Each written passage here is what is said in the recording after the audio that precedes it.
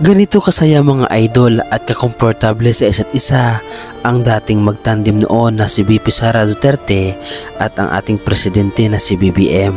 Ganito nila ipinapakita nga mga idol sa mga tao ang suporta at pagmamahal nila sa isa't isa. Kaya naman ang sambayan ng Pilipino nga mga idol ay pinili sila na maging presidente at vice-presidente ng ating bansang Pilipinas. Sa pag-aakala nga mga idol na ang dalawang ito, si BBM at si Inday Sara, ay magkasamang maglilingkod sa loob ng 6 na taon sa sambayan ng Pilipino. Subalit ang lahat ng ito nga mga idol ay pangarap lamang pala ng sambayan ng Pilipino dahil hindi nga nagtagal nga mga idol ang dalawang ito ay nagkaroon ng masalimuot na hidwaan. Hidwaan mga idol na labis na makakaapekto sa kalagayan ng ating bansang Pilipinas. Ngunit paano nga mga idol at saan nagsimula ang hidwaan nila at bakit umabot sa punto nga mga idol na halos isumpa nila ang isa't isa? At ito nga mga idol ang ating alamin dito lamang sa Opinion Mo TV.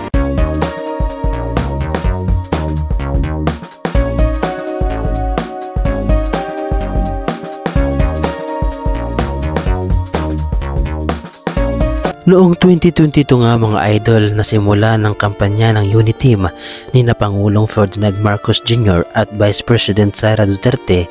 Sobrang sweet ng dalawa ng kanilang mga kasama sa alyansa na tila hindi kayang puknatin ng kahit anumang dumating na problema. Nang sila nga mga idol ay maluklok sa posisyon, hindi naman kaagad nasira ang kanilang samahan at may ilang pagkakataon na ipinapakita pa rin nila sa publiko ang kanilang malalagkit na tinginan na tila walang katapusan. At dahil si Pangulong Marcos mga idol ay isang maginoo, ay pinagkalooban pa ng posisyon sa kanyang gabinete si Vice President Sara Duterte, kung saan ay ibinigay dito ang Department of Education. Subalit ang nais na makuha ni Inday Sara mga idol ay ang Department of National Defense. Ngunit sa pagkakataon nito mga idol ay hindi ito ipinagkaloob ng ating Pangulong si BBM. Ito ay dahil naisip siguro mga idol ni Pangulong BBM na isang babae si Inday Sara. Dahil kalimitan talaga mga idol ay lalaki ang itinatalaga sa mga ganitong posisyon. At dito na nga mga idol nagsimula ang hindi pagkakaunawaan ng dalawa. Dahil makalipas nga mga idol ang 1 taon, bigla na lang nangyari ang mga hindi inaasahan at mga pribilehiyo na ipinagkaloob sa pangalawang Pangulo ay unti-unting sinisiyasat at binubutasan sa hindi malamang dahilan. At marami nga mga idol ang nag-aakala na ang panggigipit kay VP Sara Duterte ay nagmula mismo sa ating Pangulo. Subalit ang iba mga idol o ang ilan ay mayroong pinagdududahan. At hanggang noong 2023 nga mga idol ay budget na ng Office of the Vice President ang kinakalkal at hinahanap ang kanyang pinagkakagastusan ng Confidential at Intelligence Fund. At dahil nga di umano nga mga idol sa panggigipit ay napilitan ang nasabing tanggapan na maglabas ng mga resibo kung saan ginastos ang pundong inilaan sa kanila.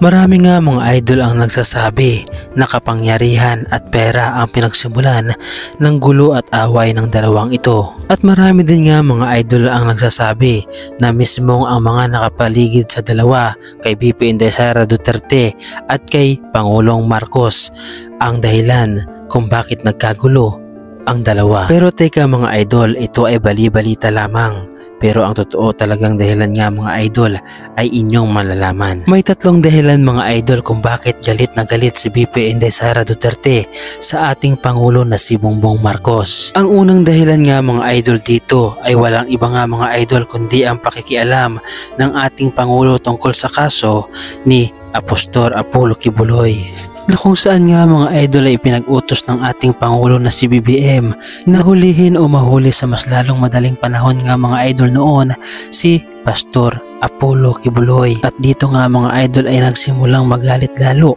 si Sara Duterte. Mga kababayan, ako po ay nakikiisa sa panawagan ng pagpapairal ng batas at katarungan sa hinaharap na isyu ni Pastor Apollo Kibuloy at ng Sunshine Media Network Incorporated.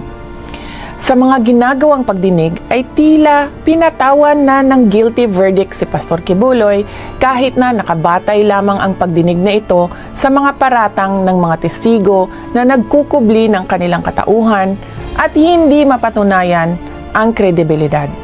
Marami sa atin ang naniniwala na ang dinaranas ngayon ni Pastor Kibuloy ay isang pandarahas at hindi patas. Isa yan nga mga idol sa mga dahilan kung bakit tuluyan na nga mga idol na nilamon ng galit si Vice President Sara Duterte. At ang pangalawang dahilan nga mga idol ay ang pag-iimbestiga ng ating gobyerno laban kay Inday Sara Duterte patungkol nga mga idol sa mga confidential fund na hindi maipaliwanag nga mga idol ng maayos ng ating Vice Presidente.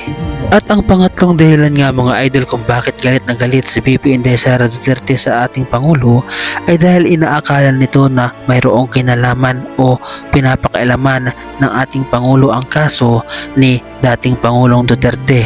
At inaakusa nga mga idol ang ating Pangulo na siya daw di umano nga mga idol ang dahilan kung bakit napunta sa ICC ang kanyang ama at ang dating Pangulo na walang iba nga mga idol na si dating Pangulong si Duterte.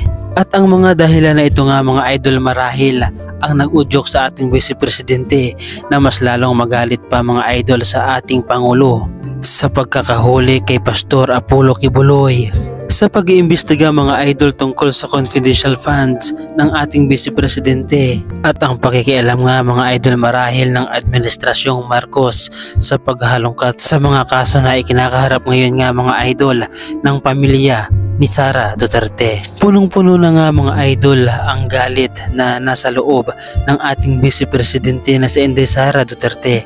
Kaya naman nananawagan siya mga idol sa sambayanang Pilipino na kung maaari nga mga idol ay ipanalo ang PDP laban. At ganoon din nga mga idol ang nais ng ating dating Pangulo na si Duterte na nagpaabot pa nga mga idol ng mensahe sa lahat ng mga tao na kung hindi daw di umano susuportahan ang PDP laban ay magkalimutan na daw. Siya ngayon may mensahe siya. Ano po?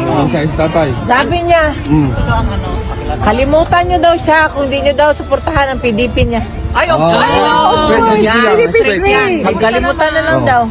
Kaya naman ito nga mga idol ang dahilan kung bakit gustong gusto ng PDP laban na manalo ang kanilang mga kandidato. Ito ay upang magawa nila nga mga idol ang kanilang mga gusto at walang kukontra sa kanilang lahat. At ang nais din nga mga idol ng pangalawang Pangulo na si Inday Sara Duterte ay muling ibuto nga mga idol di umano itong si Amy Marcos na mismong kapatid pa ng ating Pangulo na kung saan nga mga idol ay numero unong nagpapaimbestiga tungkol sa pagkahuli kay dating Pangulong Duterte. At ang nais nga mga idol ni Sara Duterte ay muling maibalik ito sa Senado dahil nga di umano nga mga idol sa ipinapakita nito na katapatan bilang kaibigan ng dating Pangulo. Kayo ay may karapatan na bumoto ng 12 senador. 10 lang ang senador ng Duterte.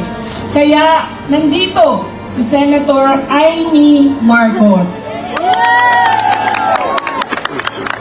na humihingi ng tulong ninyo para siya ay maibalik sa Senado at maituloy niya ang pag-imbestiga ng pagnanakaw kay dating Pangulong Rodrigo Duterte. At pangako niya ay tutulong din siya sa pagransam o pagkuha balik at ibalik dito sa ating bayan si Pangulong Rodrigo Duterte. Ang masayang samahan nga noon nga mga idol ng ating Vice Presidente at Presidenting si BBM ay nagdulot nga mga idol ng kasiyahan sa ating mga damdamin.